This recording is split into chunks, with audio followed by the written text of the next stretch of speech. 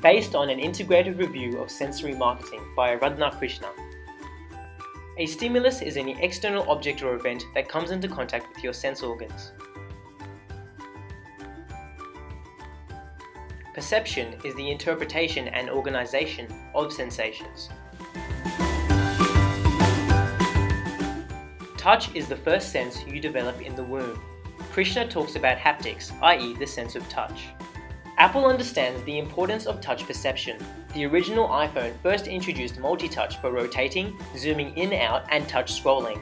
From a marketing perspective, this increased the interactivity of mobiles, which led to a massive increase in apps and games, so people spent more time on their phones. As Krishna states, using sensory marketing works best for products that have concrete haptic quality of cell phone weight, but not for the concrete quality of sweater softness. As phones are highly interactive, it is easier to judge its quality by touching compared to judging the quality of a sweater. Using touch, Apple was able to significantly differentiate itself from its competitors.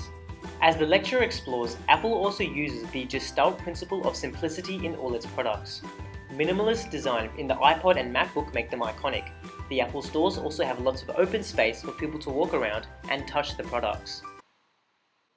Imagine you are sitting outside a cafe with your friend having a conversation. What do you hear?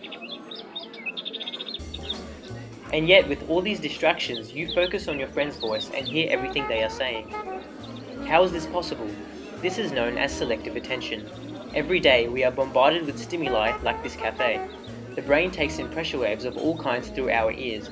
By selectively prioritizing, we change the threshold sensitivity. But then consider an ambulance's sirens piercing the thought that was on the tip of your tongue. For a moment, you, your friend, and everyone in the cafe turn to watch the ambulance pass by. But with your selective attention, you should have been deep in conversation. So how is it that you stopped and noticed the siren? Despite our best efforts, we can only concentrate so much on certain stimuli, but highly salient stimuli, like the siren, can still grab our attention. This is involuntary attention, where your attention is diverted towards stimuli without conscious effort. Krishna notes the impact the human voice can have on consumers, with low-pitched voices being evaluated more favorably than high-pitched voices. Our eyes are exposed to over 5,000 advertisements a day. When we are browsing through the internet, on YouTube, sports news, or even celebrity gossip, we are exposed to many different ads. Some of these may just reach the exposure stage. However, these are not enough to get your full attention. Instead, due to your selective or involuntary attention, you may not even be aware of advertisements taking place. Krishna highlights, visual perception is important within the domain of consumer behavior because they may affect judgments of consumption. For example, British Petroleum gradually changed from its black logo in the 30s to its current flower-like green and yellow logo to subconsciously project an environmentally friendly image.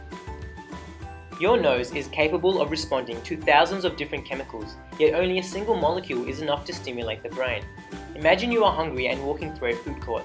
When you pass by Subway and the smell of fresh bread wafts by you. Subway uses a perception theory known as deliberate exposure, as the consumers seek stimuli to help them satisfy their hunger. In contrast, YD Men's Fashion Store pumps a distinct musky smell into their store. The open entrances allow the scent to reach consumers' noses via involuntary attention. This links the scent to the product, so whenever you get that distinct musky scent, it will trigger memories of YD. The last of the senses is taste, which draws upon all the other senses. As Krishna states in reference to an ad by Lindt, the art of chocolate tasting allows the subject to employ all 5 senses in tasting their chocolate. This combination creates the overall perceived taste of the food.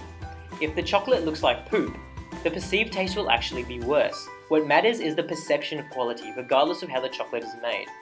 Oranges changed their name to Juicy Oranges on their packaging. The new name stimulates the taste buds much better than just Florida oranges. Perception is different for every person. Marketers manipulate perception through our senses to target different markets. However, this raises several ethical and environmental concerns. An ethical concern is the way in which children interpret ads. Children under 8 years old cannot distinguish between entertainment and persuasion. Thus, companies must be careful when marketing to children, for example, fast food ads. Hershey's Kisses prides itself in its wrapping, but what are the environmental costs of using aluminium foil wrappers?